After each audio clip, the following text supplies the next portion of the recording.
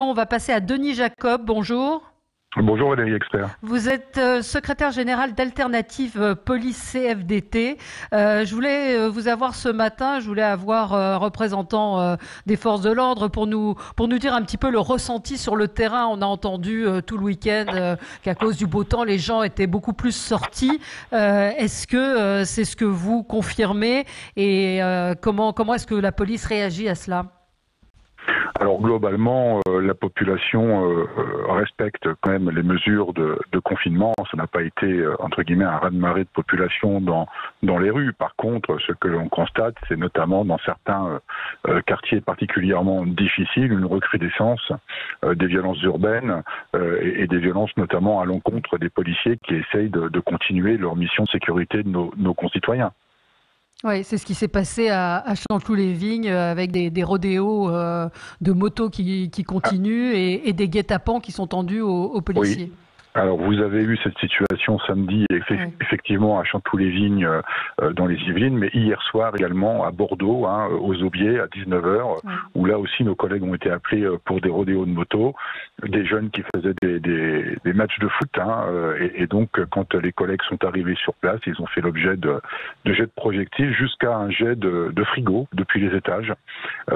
Donc il y a eu bien évidemment des CRS qui sont venus en renfort et le calme a été rétabli vers 22h30, ce qui démontre que le travail au quotidien est particulièrement difficile et que c'est aussi la conséquence de certains discours politiques. Je suis désolé de le dire, mais non pour faire polémique, mais pour faire le constat que ce qu'a pu dire le secrétaire d'État Laurent Nunez il y a quelques temps sur le fait que l'application des règles de confinement était moins dure dans certains quartiers qu'ailleurs sur les territoires, certainement pour éviter une explosion de violence. Eh bien en fait aujourd'hui ça témoigne que c'est absolument pas le cas et que nous sommes confrontés toujours au même problème dans ces quartiers où l'autorité de l'État et l'application des lois républicaines est impossible aujourd'hui.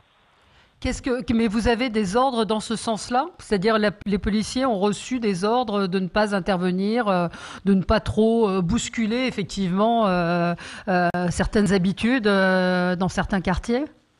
L'ordre il est clair. Le secrétaire d'État a bien dit que les règles seraient moins dures dans ces quartiers-là qu'ailleurs sur le territoire. Mais aujourd'hui, ça démontre que ces règles-là, malgré une souplesse autorisée, n'a rien empêché, puisque nos collègues ne peuvent pas intervenir. Et je pense aussi à nos collègues gendarmes, et je pense aussi aux pompiers qui se font agresser, insulter à longueur de journée. Non, l'autorité de l'État dans certains quartiers de France n'est pas respectée. Moi je le dis clairement, mais c'est pas nouveau, ça fait des années que je le dis. Il y a un problème de zone de non-droit dans notre pays et la différence de traitement aujourd'hui en fonction des endroits n'est pas acceptable.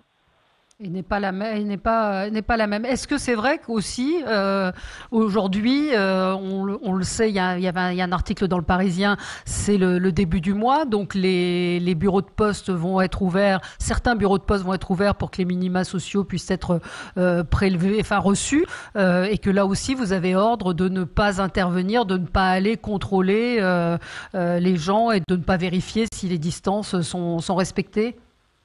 Non, je pense que tout d'abord, il ne faut pas empêcher les gens, bien évidemment, d'avoir accès à des moyens financiers pour s'alimenter, parce qu'il faut bien payer les courses, et puis il y a des autorisations dérogatoires qui permettent aux gens de sortir pour le faire.